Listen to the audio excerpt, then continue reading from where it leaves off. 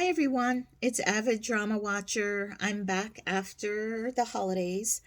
Um, Today I want to give an overview or a critique on Love Between Fairy and Devil. It's a 36 episode fantasy drama um, about a fairy and a devil. It's 36 episodes. You can currently watch it on three different platforms, probably more. But Netflix, it's airing on Netflix, Viki, as well as iQIYI. So it's readily available. You'll be able to watch it on many different platforms. Um, the lead actress is Esther Yu, and the lead male actor is Dylan Wang. So previously, I love Dylan Wang. Not only is he a bunch of eye candy, very good looking young man, but he is also a very good actor. He is developing and growing because he's fairly young still. Developing and growing into a fine young actor. Esther Yu has probably done more dramas than Dylan Wang. And I come in and out on Esther Yu's stuff. I really like her. I like her characterizations. Um, but I feel like, I don't know. I don't know. I'm just going to leave it at she's good. She's not my favorite. Okay. But Love Between Fairy and Devil is also an anime. So if you go out there and you're looking it up, you can find the anime version. And I've yet to watch that, but I will because I want to see what aspects of the story they explore with the freedom of anime, you know? So I'll definitely do that.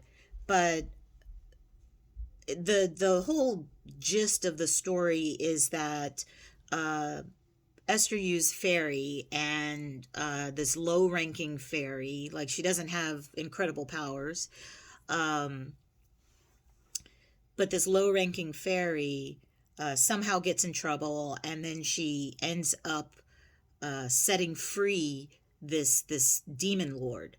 And he's actually been in prison for quite some time, like, you know, like a ridiculous amount of years, like 30,000 years or something like that. So, but during her interaction with the demon lord, somehow things got intertwined and they're connected to each other. So they kind of have to stick together for a period of time. So that is the basis of the story.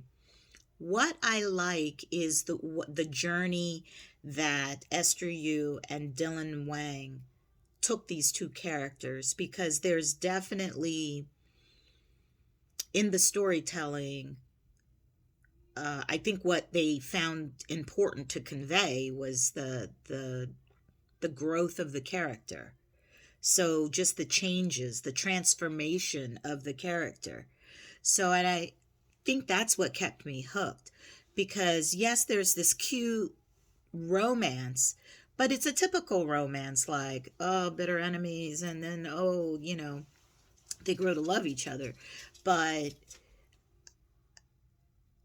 I think what's more important was like how she fell in love and how why the why, because his character was not very lovable, nor did he even understand or know what love was. So I think that's part of the story. I think that's part of the journey, and it was a great part of the transformation. And the reason why I'm focusing in on the transformation of the characters is because that is that these actors, they very well acted that out.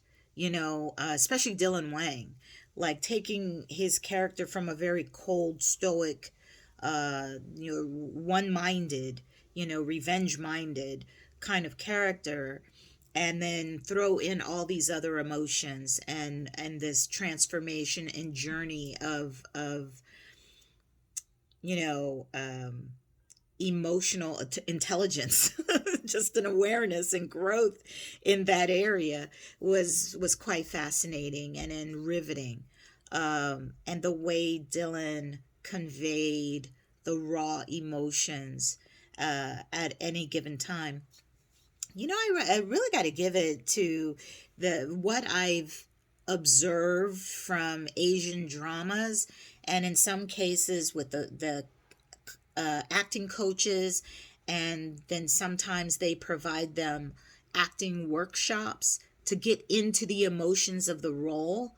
Like, I'm sure that's happening on the US side, but I kind of feel like, you know, US actor and an actress receive the script and they like it, so they sign up for the drama, and then they come on set and they prepare at home. Like, they might go get an acting coach or whatever, but they prepare on their own, and then but the studio, I don't know, like in Asia, what I'm seeing is like the studio will have these camps, and people will come to the camp, like the actors, and with the other actors get into the role and the meat of the character, and they'll go through different acting exercises to do so.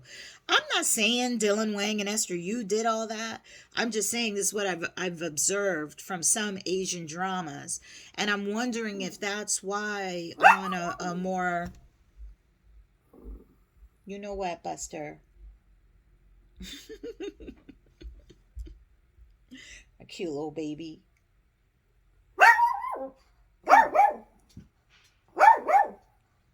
He hears something outside, but I think that's why they get so connected to the character, and they can convey the sincerity of the characters so well. You are ruining my video, and I am not going to reshoot it because this is the third try. I might reshoot this one, but anyway, give Love Between Fairy and Devil a watch. It's the acting that really stands out, and you'll get a little bit of comedy and just the dynamics, the character dynamics. So there is some cast dynamics too, and it's about trust. It's about, do we really know people, and just making assumptions on people for face value, when really there's so many layers to humans as well as characters. I mean, all of these characters are conveying human emotion, and there's so many layers, and it's very complex. So I always like to see that, like, break down the psyche of a character, but I also like to see them grow and change. This is one of those dramas where you actually see that and enjoy that. So it's not, even though the title is Love Between Fairy and Devil, it's so much more than that. So, and it's one that's riveting. It's like, it doesn't rely on the love story per se. Like, it doesn't rely on kissing scenes, or like you're waiting with bated breath to, like, one of the characters gonna get together. You're not doing that. You're just like, wow, like, the interaction between them, and the growth of the trust level, and things like that, like, that's happening as part of the journey. And also there's also this other character that Fairy is originally in love with, and the hero persona of that character coming into play in the whole story. I think it really works well. I don't want to give too much of the plot away. There's not a lot of plot to give away. I mean, it's pretty, you lock up a 30,000-year-old demon, and he's unleashed. What's going to happen? He's got a kingdom, so what's going to happen? Yeah, revenge.